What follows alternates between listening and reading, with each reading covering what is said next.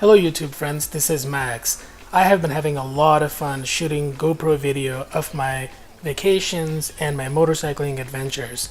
And I made this video today because the things that I have learned from using both iMovie as well as GoPro Studio, the 2015 versions, I wanted to share with you the tips and tricks and the pros and cons, because these are things that I wish I had known and things that I wish I had discovered early on, which could have saved me a lot of time. So I wanted to compile my findings and my recommendations, and while this is not going to go through a full tutorial, it will go through the highlights and the important things that I wish I had known before I got started. And so I'm hoping that that can help save you a lot of time in your journey in shooting and editing videos. The obvious advantage to GoPro Studio is that it's a free download and it comes with your camera. So you can take your footage and you can drag and drop your footage in a for dummies kind of style into templates that GoPro provides. You can also download additional templates online on the GoPro website, but for the most part, these are templates that cannot really be edited. So there are little signs or targets that you can drag and drop your footage onto in GoPro Studio so that you can create very quick music enriched templates using your footage. So that is one advantage with GoPro Studio, is that it's quick and easy to create footage.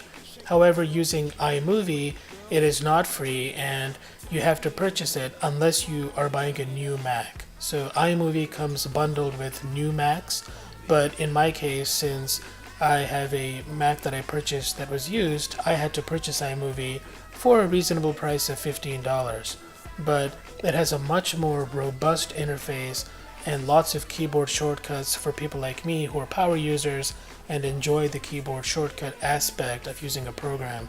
And I also found that iMovie was far more intuitive, even though I have already produced a half dozen videos using GoPro Studio, which is what I started out with. iMovie also has templates similar to GoPro Studio. However, the difference with iMovie is that the templates are not rigid and you can in fact edit them. I also found that iMovie was a lot easier to get up to speed and get started as a beginner than with GoPro Studio. There was definitely more of a learning curve, and I feel that even as a power user, someone who is good with computers naturally and technically inclined, there's definitely more of a learning curve for beginners with GoPro Studio.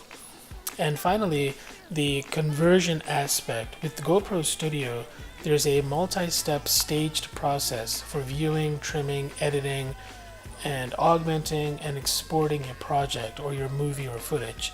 So I'll show you here in GoPro Studio that when you get your footage, you have a three-stage process. The first step is to view and trim your footage, and so you select all the different clips that you've taken, and then you have the ability to convert everything, which takes a whole long process in and of itself. And once all that conversion is done, then you can start bringing your clips into the movie reel here and editing your footage and adding in your text titles, transitions, and any audio that you wish to have as far as like a voiceover. And finally, there's the export process. But with iMovie, there's really no conversion that's necessary. You can immediately start editing your video, and you can see here in iMovie that the process to bring footage in and use a preloaded template is extremely easy and much more intuitive as far as that goes. The big advantage for me as far as why iMovie is the ultimate winner straight out of the gate is it's extremely easy to add voiceovers with auto leveling of background music. So if you're going to create a YouTube video and you've got some cool footage that you've shot and you want to include voiceovers of what the audience is seeing to make it a more informative video, iMovie makes it extremely easy to do so. Whereas GoPro Studio shockingly does not have any built-in voiceover ability. You have to use a tool like Audacity, which is what I'd recommend. It's open source and it's free, which is always a great thing. And Audacity is a very powerful tool. So I'm certainly not knocking Audacity, and I invested the time and energy to figure it out and create some cool videos and have multiple tracks with both background music as well as my voiceovers. But again, that's an other tool that you would have to download and learn.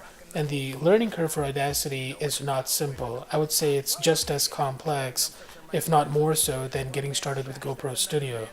Whereas the ability to create voiceovers using iMovie is extraordinarily simple, and it has virtually no learning curve. It's a simple click inside the platform, so that's a major advantage, and that's really the big thing that swayed me toward iMovie immediately. And the other big thing here is iMovie is made by Apple, just in the way that your Mac is, if that's what you're using to edit and process your video, which I strongly recommend. And the good thing here is both your software and hardware is made by the same manufacturer, so I've got to think there's some advantage there for iMovie. And it just feels like a Mac product through and through. So simple to use, easy to use. There's lots of tutorials out on YouTube that I'm not going to go into here, but you can very quickly learn the insides and outsides of iMovie. Whereas with GoPro Studio, I felt like it was a cumbersome interface for just adjusting various audio levels. Overall, the environment GoPro Studio feels more like a PC product. It felt difficult. It felt like it would be something that maybe someone very technical and someone who enjoys getting their hands dirty and figuring things out in a complex kind of manner would really enjoy. Whereas iMovie felt absolutely easy, very quick in order to get up to speed with. And ultimately, the thing that iMovie has really impressed me with is that it just doesn't crash. I have yet to experience iMovie crashing on me. So that alone feels much more professional. And again, I think that goes back to the fact that it's an Apple product. So you've got the software and the hardware made by the same manufacturer. And so naturally, I would expect more stability from that perspective. Whereas with GoPro Studio, it feels buggier, and I find that I need to regularly restart GoPro Studio in order to avoid crashing, especially before I'm about to render a project or actually go ahead and compile and export a movie. So from that perspective, I feel like the overall winner is iMovie by a landslide, and I think $15 is an absolute bargain. It's a good stepping point to getting your hands dirty and creating video, creating film. That may not be the ultimate in terms of professionalism, which is really Final Cut Pro. So obviously iMovie is not Final Cut Pro, which Apple sells for a few $100s, but I would say that for $15, iMovie is an absolute steal. And better yet, if you're buying a new Mac, iMovie is free. So to me, that's the absolute clear winner. Save yourself a lot of time. Don't even bother wasting your time with GoPro Studio unless you're looking to utilize their rigid templates for some quick and dirty export, then that's fine. But I would say just go ahead and get started with iMovie and skip GoPro Studio and the vast learning curve altogether.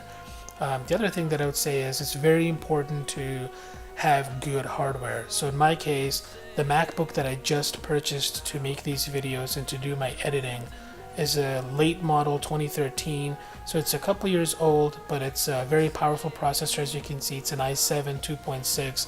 It's got plenty of memory with 16 gigs of memory, got a powerful graphics card, and it's got the 1 TB flash storage. So I would say that this is a very strong, solid machine.